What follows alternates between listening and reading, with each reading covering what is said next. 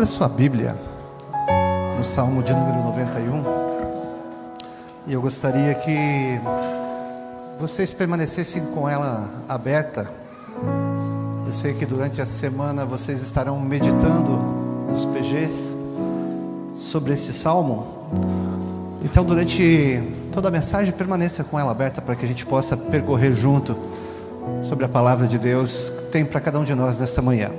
Eu estarei fazendo a leitura na versão internacional, talvez seja um pouco diferente da que você tenha na sua mão.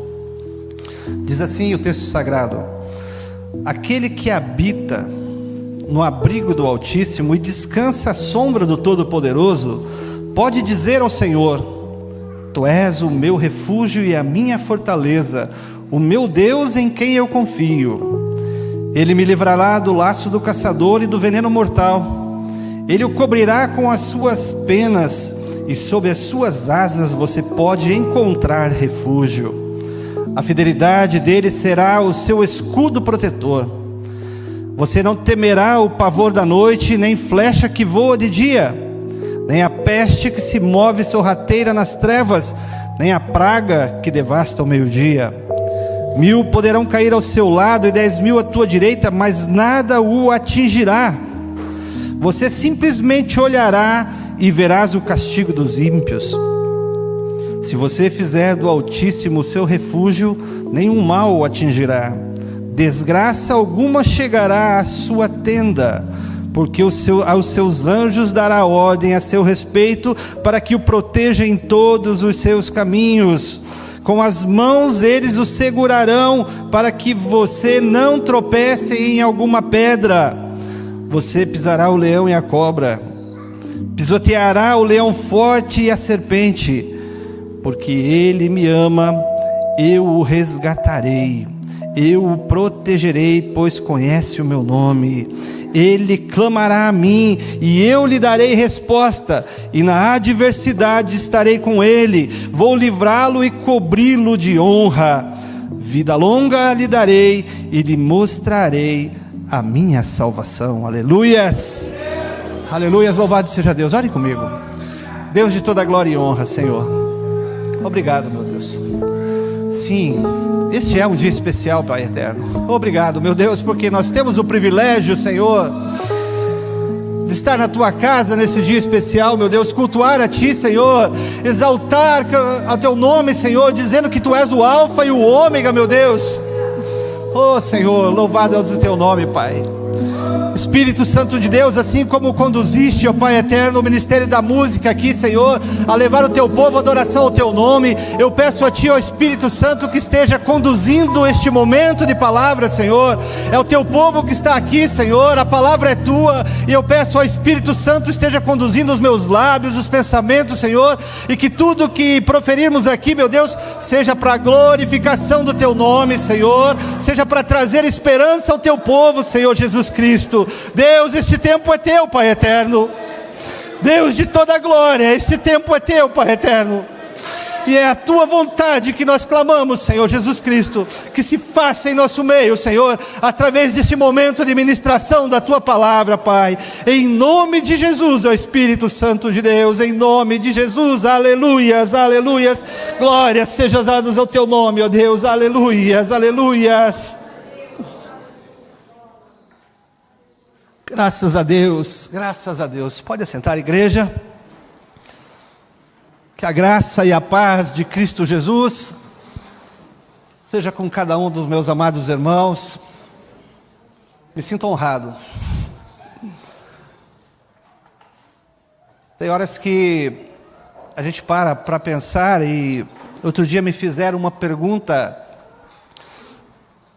Eu falei que a maior honra era poder congregar e servir ao Senhor.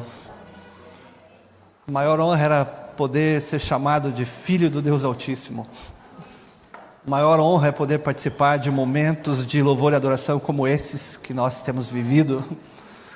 E igreja, nós temos vivido alguns tempos de avivamento maravilhoso.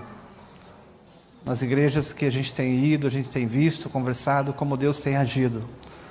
Louvado seja Deus por isso. Que a paz de Cristo esteja no seu coração, você que está aqui. Que a paz de Cristo esteja com os meus amados irmãos que estão conosco, de onde você estiver. Que a bênção do Senhor seja com você. Como tem sido importante, irmãos, essas transmissões. Outro dia eu cheguei em casa e recebi uma mensagem no meu celular e um número desconhecido, e eu comecei a conversar com a pessoa, e ela agradecendo pelo culto que ela tinha assistido, e ela era da divisa do Mato Grosso com Rondônia lá, e não tinha igreja, e ela morava lá, e a forma dela adorar o Senhor era através do culto transmitido. Louvado seja Deus. Aonde você estiver, Deus esteja com você. Dentro daquilo que foi proposto, que a igreja está trabalhando, todo esse percurso anual aí, o Salmo 91 foi me colocado a responsabilidade, e nós vamos trabalhar sobre 3 aspectos dele: proteção, vitória e segurança. E sobre isso, certamente vocês estarão discutindo durante a semana. É bem provável que você já tenha se deparado em alguma casa, em algum estabelecimento comercial, com uma Bíblia aberta nesse salmo. É bem provável que você chegou perto da Bíblia e as páginas já estão amareladas naquele lugar somente, porque ela não sai dali. Muitas pessoas acabam usando o Salmo 91 como um amuleto, usam ele de forma mística, achando que simplesmente ele aberto naquela página ali, onde fala que aquele que habita no esconderijo do Altíssimo, a sombra do Onipotente descansará. Ele acha que simplesmente estando aberto ali, aquilo vai servir de proteção para ele, para sua casa, para o seu estabelecimento, vai servir de proteção para a sua família. Louvado seja Deus, porque nós não usamos o Salmo 91 de forma mística. Até porque o inimigo não tem medo do Salmo 91. Até porque o inimigo viu a composição do Salmo 91. Mas ele tem medo do Deus que se apresenta no Salmo 91. E ele treme diante de Deus que se apresenta no Salmo 91. Mas é bem provável que você tenha aquele texto sagrado que nos momentos de aflição, nos momentos de angústia, nos momentos de tristeza, esse texto te vem à mente. Talvez seja um texto, talvez seja uma canção. Eu gosto muito do Salmo 42, o verso 5, principalmente quando ele se apresenta na versão cantada. E quem é mais das antigas um pouquinho vai lembrar do coral da primeira igreja cantando ele: porque estás abatida, ó minha alma, e porque se encontra dentro de mim de uma forma tão desesperada. Quem teve o privilégio de ver o coral da primeira igreja cantando esse cântico vai lembrar do que eu estou falando, vai saber do que eu estou falando. Amém, minha irmã? Mas o fato é que o Salmo 91 não é para a gente usar ele de forma mística, não é para eu deixar aberto dentro da minha casa, na estante, ou lá na minha mesa onde eu trabalho. O Salmo 91 é algo para a gente estar refletindo sobre ele todos os dias. Não somente quando a angústia abater o coração, não somente quando a tristeza, mas é importante a gente analisar tudo o que é composto esse Salmo 91. No verso 1 e verso 2, existe uma expressão de confiança no Deus Todo-Poderoso. No verso 3 ao verso 8, nos mostra que as ameaças, quais são as ameaças para as quais há a libertação divina. E dos versos 9 aos versos 16, a gente vai ser explicado ali que a libertação se dá de modo sobrenatural. Amém? O verso 1, o verso 2, o verso 9 e o verso 14 reforçam para a gente um pré-requisito para que a gente possa desfrutar das bênçãos que estão contidas ali. Existem promessas no Salmo 91. Mas antes dessas promessas, existe um pré-requisito para que a gente possa desfrutar dessas promessas. E é nisso que nós precisamos ter o cuidado e examinar com toda a atenção. O verso 1 e o verso 2 diz assim: que o que habita no esconderijo do Altíssimo e descansa à sombra do Onipotente, diz ao Senhor: meu refúgio e meu baluarte, Deus meu, em quem eu confio. O verso 9 diz para a gente o seguinte: pois disseste, o Senhor é o meu refúgio, e fizeste do Altíssimo a sua morada. E o verso 14 diz assim: porque para mim se apegou com amor, e eu o livrarei, pô-lo-ei a salvo, porque conhece o meu nome. E o pré-requisito contido aqui é habitar. Habitar nos remete aquele local onde você faz de morada, aquele local onde você tem prazer de, após um dia de trabalho, um dia árduo de trabalho, você chega dentro da sua casa, porque ali você mora, ali você vai encontrar as pessoas que você ama, ali você se refugia deste mundo que a gente vive. Habitar é o local onde você tem prazer de voltar para casa, mesmo após uma viagem de férias, onde você deve ter ficado num hotel com as mordomias que o dinheiro lhe oferece, mas mesmo estando num local como esse, você lembra da tua casa, você lembra do teu colchão, que às vezes tem até a forma do teu corpo. Amém? Achei que era só o meu. Nós não podemos fazer do Senhor um local de passeio apenas. Nós não podemos fazer do Senhor um local de visita. Nós não podemos fazer da presença do Senhor um local que a gente lembra dele quando a aflição bate à nossa porta. Nós devemos fazer do Senhor a nossa habitação. Aleluias! A presença do Senhor não é o local para a gente estar visitando. A presença do Senhor não é o local para nós irmos quando a gente não tem o que fazer. Então, como eu não tenho nada de bom para fazer, então eu vou até a igreja, eu vou cultuar o Senhor, então eu vou a um local onde se adora o Senhor, e ali eu sinto momentos agradáveis, eu desfruto de belas canções, como nós ouvimos aqui nesta manhã, a gente fica contente, mas aí, o dia que se abater sobre mim um marasmo, eu volto para visitar a presença do Altíssimo. A presença do Senhor não é essa, e a primeira característica da proteção divina contida nesse salmo vem da sua intimidade com Deus. Quão íntimo você é do Senhor? O quanto você conhece de Deus, daquilo que Deus se revela para a gente, daquilo que Ele se permite revelar, daquilo que as Escrituras Sagradas contam para a gente de Deus, o quanto você conhece de Deus. E o conhecer na intimidade, e naquela intimidade, presbítero Isaías, de chegar como Jesus e falar: Paizinho, Paizinho, Pai querido, Deus meu. Olha que honra, gente. Quando eu falo que é uma honra, porque o Deus Criador do universo, dos céus e da terra, a gente está estudando a lição das origens, todo com seu poder, tudo criou, e Ele me dá o privilégio de olhar para Ele e falar assim: meu Deus, meu Pai. E Jesus reforça isso: e tu, quando orares, entra no teu quarto, e o teu Pai que te vê em secreto. Olha que honra. Se quisermos ter a proteção do Senhor, é necessário habitar no Senhor. Se quisermos desfrutar da proteção do nosso Deus, é necessário fazer do Senhor a nossa habitação, o nosso lugar seguro, o nosso refúgio, a nossa fortaleza. Amém, Igreja de Cristo? Vamos caminhar, e o verso 3 diz para a gente o seguinte: e Ele o livrará do laço do passarinheiro, do veneno mortal, Ele o cobrirá com suas asas.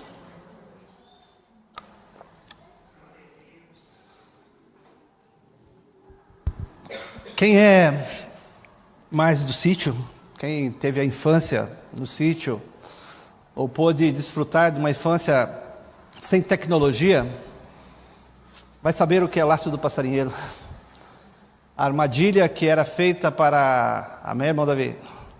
A arapuca, o laço, que colocava ali uma isca, que chamava a atenção do pássaro, e era usado, se usa uma corda que o pássaro não consiga enxergar, mas que ele olhe apenas para a isca que é colocada ali, que lhe chama a atenção, e ele olhando para aquilo que lhe atrai os olhos, ele vai se aproximando daquele local, achando que está seguro, que está tudo bem, e então ele é preso pelo laço do passarinheiro. Quantas e quantas pessoas que você conhece, que não deram ouvido à voz do Senhor e foram abocanhados pelo laço do passarinheiro.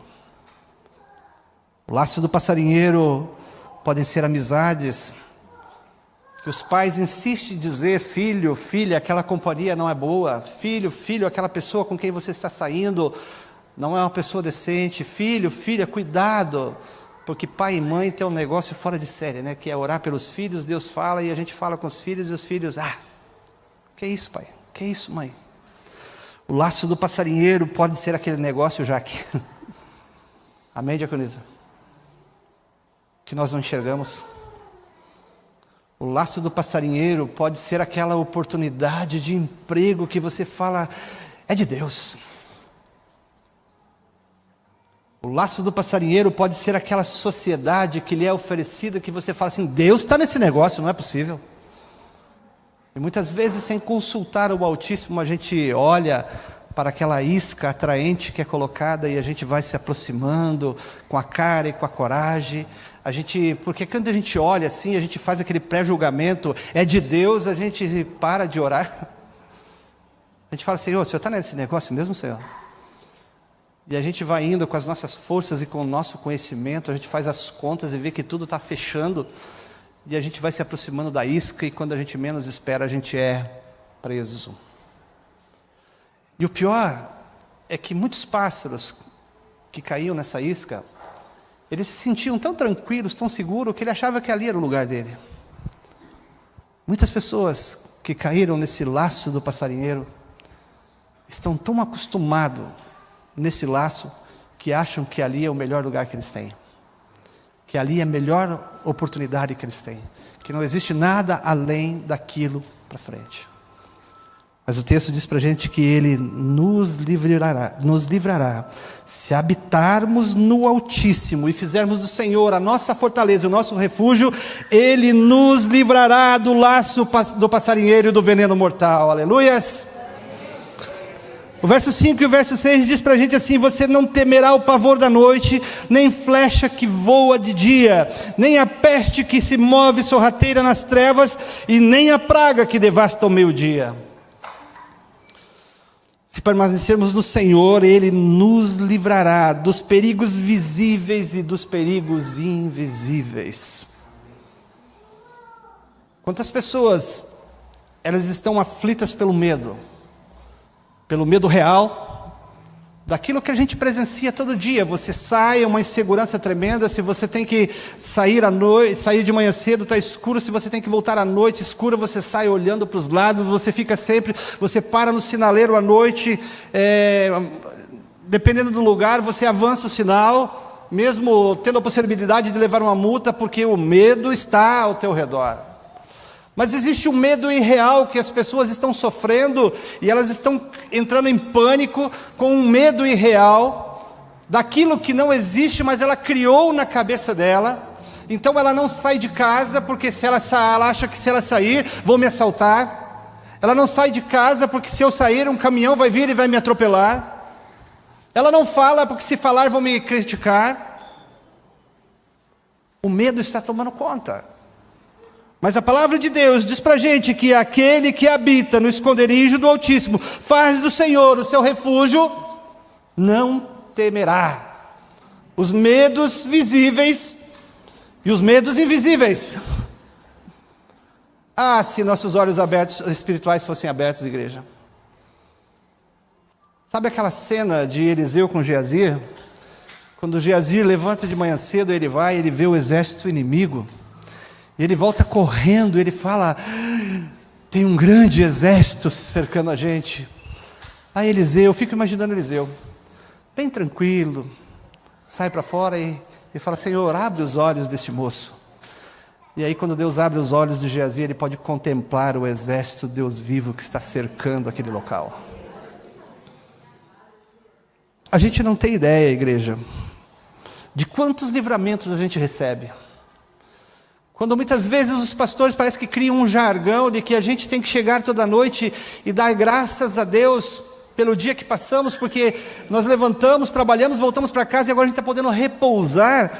E os pastores insistem e falam assim: agradeça ao Senhor. E muitas vezes falam assim: não aconteceu nada comigo hoje, não passei por nenhuma situação perigosa, não, nada.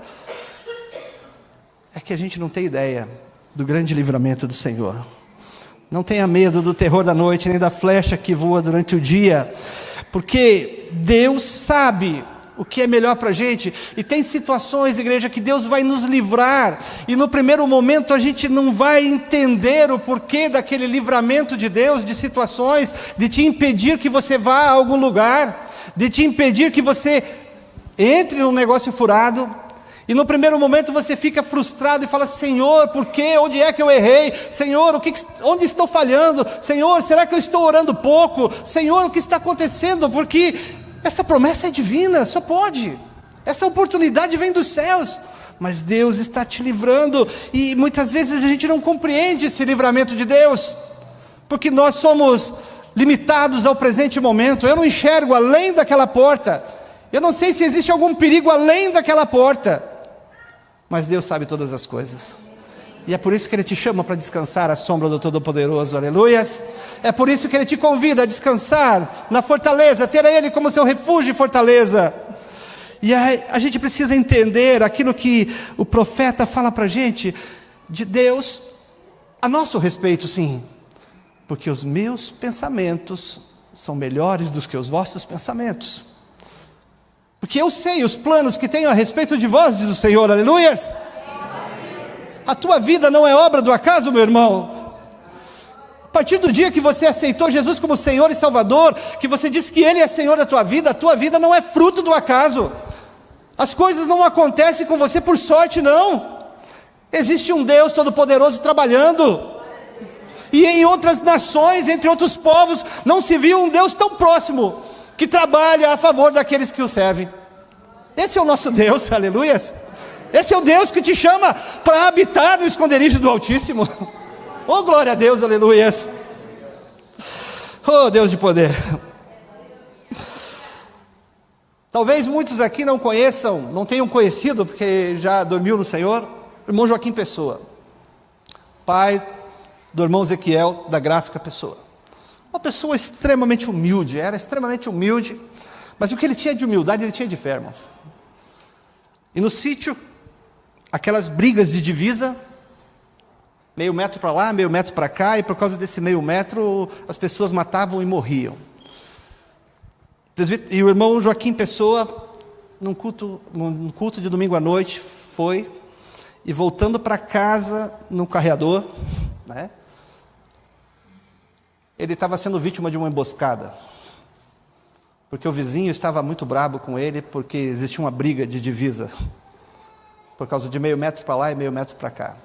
Então o vizinho se escondeu no meio do mato, e quando ele vinha vindo da igreja, ele saltou, e do mesmo jeito que ele saltou no carreador, ele pulou para o meio do mato de novo. E cheio de temor, esse vizinho foi conversar no dia seguinte com o irmão Joaquim Pessoa, e disse o seguinte: ontem eu tinha armado uma tocaia para o senhor, eu iria lhe matar, mas quando eu pulei no carreador para lhe pressionar, tinha uma multidão tão grande com o senhor, que eu falei: que homem influente é esse que tem tantas pessoas com ele? Você pode crer nisso, igreja? Que esta mesma realidade te acompanha todos os dias quando você sai de casa, que esta mesma realidade ela está com você, porque você habita no esconderijo do Altíssimo, porque você tem o Senhor como teu Deus forte, tua fortaleza. Minha filha Ana Flávia, ela começou a fazer estágio no LANAC, lá no Alto da Glória. Ela tinha 18 anos, e ela começava a sair da faculdade, ia para o estágio 2 horas da tarde, ficava até 8, até quinta-feira ela ficava até 8 da noite, e na sexta-feira ela saía mais cedo. E ela tinha que caminhar aproximadamente assim, uns 500 metros, e o dia que eu via onde ela ficava esperando um ônibus, entrei em desespero. Quem conhece aquela região do Alto da Glória, próximo do shopping, Polo Shopping, lá em cima, lá, tem um bosque, e o ponto de ônibus fica entre os 2 bosques. E quem conhece a minha menininha, Franzininha, ficava sozinho naquele ponto, sozinho, vírgulas, porque eu tenho certeza, aleluia. Foi 1 ano e meio. Eu tenho certeza que todos os dias que minha filha estava lá, os anjos do Senhor estavam com ela. Eu tenho certeza, aleluias. Porque é algo que eu tenho buscado para minha família, que a gente possa descansar, habitar na presença do Deus Altíssimo e descansar nessa fortaleza segura. Muitos medos, muitas situações que vão te causar medo, que vão fazer com que você entre em pânico. Mas você não esqueça disso. O Deus Altíssimo tem que ser a sua habitação, aleluias. O Deus Altíssimo tem que ser o seu refúgio, a sua fortaleza, para que você possa descansar seguro, aleluias. Igreja de Deus, uma leitura rápida desse salmo vai levar uma compreensão errada das promessas contidas aqui. E muitas pessoas vão querer usar o Salmo 91, assim como usam outros textos da Bíblia, para avaliar as suas inconsequências, seus atos inconsequentes. Veja só que o inimigo tentou fazer com que Jesus interpretasse esse salmo de forma errada. Ele chega para Jesus, depois de estar lá no alto, e diz assim: se tu és o Filho de Deus, lança-te daqui para baixo, porque está escrito, aos teus anjos dará ordem a teu respeito. Não está isso no Salmo 91? Muitas pessoas têm se apoderado porque fazem uma leitura errada do texto bíblico e acham que isso é um aval para tomar atitudes em consequências. Quantas pessoas se apoderaram do texto bíblico que diz assim: tudo posso naquele que me fortalece, e sai fazendo arte por aí. Por isso, não podemos fazer uma leitura rápida desse salmo. Por isso a importância de nós meditarmos na palavra de Deus. O salmo não é uma garantia para a gente. Parece contraditório isso que eu vou falar agora, diante de tudo que eu já expressei aqui. O Salmo 91 não é uma garantia de que estamos livres de todos os problemas neste mundo. Pode parecer contraditório isso. Muitas pessoas que fazem essa leitura rápida, elas questionam a fidelidade de Deus quando as coisas ruins começam a acontecer. Elas começam a dizer: onde está Deus? Será que Ele não está vendo o que está acontecendo comigo? Tadinho de mim. Onde está Deus? Ele não está vendo tantas pessoas inocentes morrerem? Mas que Deus de amor é esse? Porque pegam o Salmo 91, tem uma compreensão errada e acha que Deus vai nos livrar de todos os problemas. Existem promessas nesse salmo que se cumprem na tua vida. Mas o cumprimento final desse texto vai se dar quando nós estivermos habitando na terra prometida. Amém, Igreja de Cristo? O Salmo 91 não é um aval, e ele não avaliza atos inconsequentes, e nem é para nós garantia de que estamos livres dos problemas deste mundo. Muitas pessoas estão questionando: Deus não está se importando com o que eu estou passando. Muitas pessoas olham e falam assim: quantos inocentes morrendo, vítimas de bala perdida, vítimas de assalto. Deus, o que está fazendo, Deus? Eu queria que você refletisse na fala de Jesus quando ele se encontra com Saulo. Quando Saulo está indo para Damasco e ele é lançado ao chão e ele vê aquela luz, olha a fala de Jesus para ele: Saulo, Saulo, por que você me persegue? Saulo estava perseguindo Jesus? Saulo tinha pegado carta para matar Deus? Saulo tinha pegado carta para matar Jesus? Ele estava perseguindo os filhos de Deus, não era? E olha a fala de Jesus: por que você me persegue? Irmãos, Deus não está alheio a dificuldades, tristezas, situações que acontecem na tua vida. O que acontece com você, acontece com Deus. Sabe aquela coisa de pai? Meu filho está sofrendo, a gente está sofrendo junto. Aquela dor de você ver um filho doente, e pai é um negócio fora de série, porque você parece que está sentindo as mesmas dores. A mesma coisa acontece com o nosso Deus. Deus não está alheio aos sofrimentos que você passa e que você vai passar nessa vida. nós não temos garantia da parte da Bíblia de que nós estamos isentos dos males deste mundo. Mas uma coisa é certa: enquanto nós vivemos nesse mundo, Deus poderá nos livrar dos problemas, das dificuldades, das dores, mas se Ele não nos livrar, Ele vai estar conosco em todos os momentos. Isso é garantido, aleluias! A gente tem os exemplos bíblicos, é fantástico a gente olhar para as Escrituras e como ela nos mostra que isso é verdade, o que eu estou falando agora. Jesus Cristo tinha fé, era filho de Deus, passava horas e horas orando, mas no momento mais agoniante da sua vida, ele chegou para Deus e falou: Pai, se possível, passa de mim esse cálice. E não passou o cálice, ele teve que morrer. O apóstolo Paulo tinha acabado de ter uma visão maravilhosa, tinha visto coisas que foi lhe proibido contar aos homens, e ele diz assim, que para que eu não me ensoberbecesse, um espinho foi colocado na minha carne, e por 3 vezes eu orei ao Senhor, e a resposta de Deus foi: a minha graça te basta. Tem uma afirmação bíblica, que eu acho maravilhosa, e nós devemos olhar para isso. Quando os 3 jovens estão ali, diante daquela estátua, diante daquela fornalha, e falam assim: vocês têm que se prostrar. Não, jamais nos prostraremos. E a fornalha é aquecida, e aí eles tomam atitude e dizem para o rei: saiba tu, ó rei, que se o nosso Deus quiser, Ele pode. Mas antes de livrar, eles disseram assim: se o nosso Deus quiser. Eles tinham a convicção de que Deus poderia livrar com eles, mas se Deus quisesse. E muitas pessoas querem que Deus faça aquilo que Ele não prometeu na sua palavra. Muitas pessoas tomam esse salmo como uma avalista para ter atitude em consequências e cobrar Deus por coisas que Ele não prometeu. Se aqueles 3 jovens não tivessem encarado a fornalha ardente, nós não estaríamos falando dele hoje, dando testemunho deles hoje, de que eles encararam a fornalha por serem fiéis a Deus, e de que estavam junto com alguém semelhante ao Filho dos deuses, porque foi isso que foi relatado.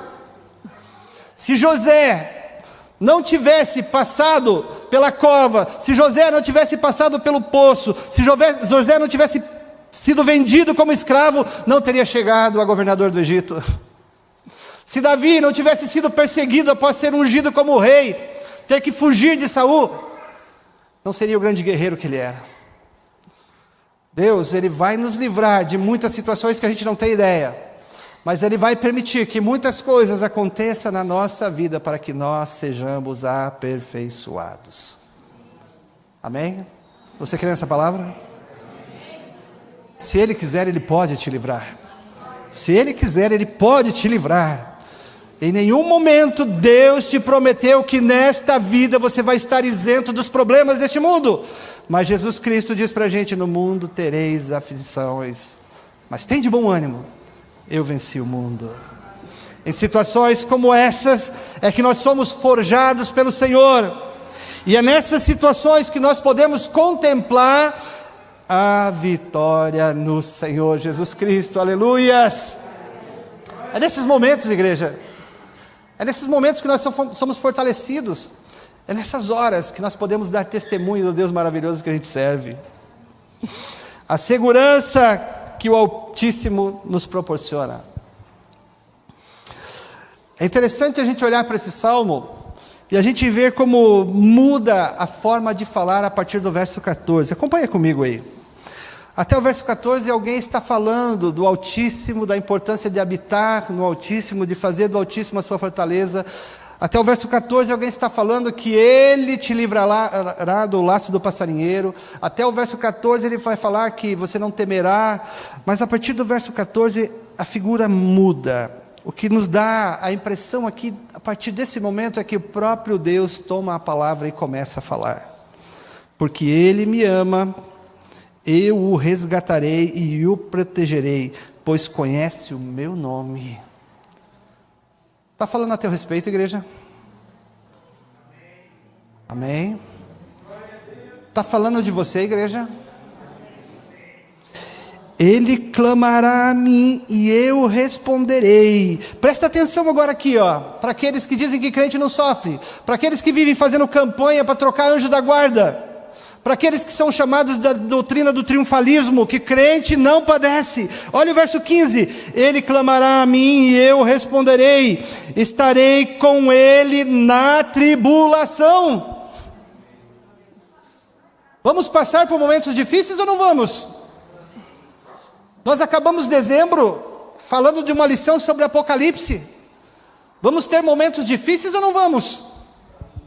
Vamos passar por situações complicadíssimas, mas olha a promessa de Deus para mim e para a tua vida, para você que habita no esconderijo do Altíssimo. Ele clamará a mim e eu responderei, estarei com você. A palavra de Deus é para você, estarei com você na tribulação, aleluias, e o livrarei e honrarei. Glória a Deus, Senhor, aleluias. Isso vai se cumprir na sua vida, sabe quando, meus irmãos? Sabe aquele dia em que as trombetas começarem a soar? Aquele dia que a Bíblia fala que Jesus vai dar ordem aos seus anjos e vai recolher os salvos de uma a outra extremidade da terra? Sabe aquele dia em que você vai contemplar os túmulos sendo abertos? Sabe aquele dia que, se você permanecer vivo, você vai contemplar o seu corpo sendo tomado de uma forma que a gente não consegue imaginar como é? Oh, glória a Deus, aleluias. É nesse dia, aleluias, eu o livrarei e o honrarei, aleluias. Isso vai se cumprir de forma cabal neste dia. Até a volta de Jesus a gente vai ter dificuldades, até a volta de Jesus a gente vai passar por situações das mais complicadas, mas em todos os momentos nós temos uma promessa: aquele que habita no esconderijo do Altíssimo. Os problemas vão vir, mas a gente não vai entrar em desespero. O desemprego vai bater a porta, mas a gente não vai entrar em desespero. O laudo médico pode ser desesperador, mas porque você habita no esconderijo do Altíssimo, você vai estar seguro, aleluias. Com vida longa o satisfarei e lhe mostrarei a minha salvação, aleluias. Aqueles que amam a Deus têm de Deus a promessa de livramento. Aqueles que conhecem a Deus, que fazem de Deus a sua habitação, não um lugar de passeio, não um lugar de visita, são colocados a salvos. Aqueles que invocam a Deus recebem de Deus a promessa, mesmo na angústia, mesmo quando aquele momento triste chega. Existem tantas situações para nos trazer angústia, e é por isso que é importante nós conhecermos a Deus. E Ele fala aqui, aquele que me conhece, porque Deus tem a forma de falar com você, igreja, meu irmão, minha irmã. Deus tem a forma de falar com você, que vai atingir lá no fundo, e você vai saber, é Deus que está falando comigo. Mas para isso é necessário você ter intimidade com Deus, porque Deus vai se utilizar das formas. Nosso Deus é extremamente criativo, e Ele vai se utilizar de todas as formas possíveis para falar com você, para te chamar a atenção, para te dizer: eu estou contigo, meu filho. Para te livrar de situações como essa, como a diaconisa Jaque falou aqui. Para te livrar dos perigos visíveis e dos perigos invisíveis. Tenha intimidade com Deus para ouvir Deus falando com você. Tenha intimidade com Deus para ser livrado dos perigos noturnos, das flechas do dia. Tenha intimidade com Deus para você ver o livramento do Deus Altíssimo, para não se desesperar como Geazir, mas estar tranquilo como estava Eliseu diante do exército inimigo. Porque Ele fala, aleluias. Como Ele fala? Outro dia eu estava preparando uma quarta-feira, tinha uma apresentação de uma criança para fazer no sábado. Os pais já tinham conversado comigo: olha, o sábado que eu tenho é esse, você pode fazer a apresentação? Eu falei: posso, claro que posso sim. E aí o diretor da empresa que eu trabalho me chama e fala assim: eu preciso que amanhã cedo você vá para o Rio de Janeiro, porque tem um problema lá na Marinha e eu quero que você vá lá resolver. E eu tentei de todas as formas persuadi-lo a não ter que fazer essa viagem, porque enquanto ele falava eu já estava vendo todo o transtorno que eu teria. E além do problema que eu teria que enfrentar. Eu tinha ainda aquela apresentação. Como que eu vou ligar para o pai da criança, que só tinha aquele final de semana para fazer a apresentação da criança e desmarcar? E aquilo me deixou extremamente indignado. E eu fui para casa e eu tive que adiantar as compras de sexta-feira. E eu fui para o mercado e a indignação estava dentro de mim. E eu estava, sabe, colérico. Falei, Deus, Senhor, eu combinei com os pais da criança, Senhor. E agora eu tenho que ir lá para encarar um pessoal que está brabo porque deu problema lá. E aí, para complicar, o rapaz lá do Rio de Janeiro queria me buscar no aeroporto e falou assim, não, ó, eu não vou poder te pegar, aluga um carro aí, se vira aí, vai até... E aí as coisas começaram a complicar, e eu, do jeito que eu estava, eu entrei no carro, saindo do mercado, e aí Deus fala, a gente tem que prestar atenção, e eu liguei o rádio, e aí começou a cantar uma música, e a música dizia assim, esteja em silêncio, eu sou o teu Deus, estou no controle de tudo, eu sou o teu Deus. Aquela situação que eu tive que presenciar, eu utilizei ela numa pregação seguinte para acalmar o coração de algumas pessoas que estavam aflitas. Deus me fez ir lá para o Rio de Janeiro, encarar um sargento da marinha brabo que estava por causa do equipamento com problema, um calor infernal, para poder acalmar o coração dos filhos deles que estavam angustiados. Porque eu sei os pensamentos que tenho a respeito de vós, diz o Senhor. Pensamentos de paz e não de guerra. Porque os meus pensamentos são mais altos do que os vossos pensamentos, diz o Senhor. Descansa no Senhor. E para a gente fechar, igreja, um último texto, de 1 Coríntios 15, verso 19. Se esperarmos em Cristo somente nesta vida, somos os mais miseráveis de todos os homens. As promessas de Deus contidas nesse salmo são para você desfrutar dela hoje, amém? Mas vai se cumprir de forma final quando estivermos habitando com o Senhor dos ares.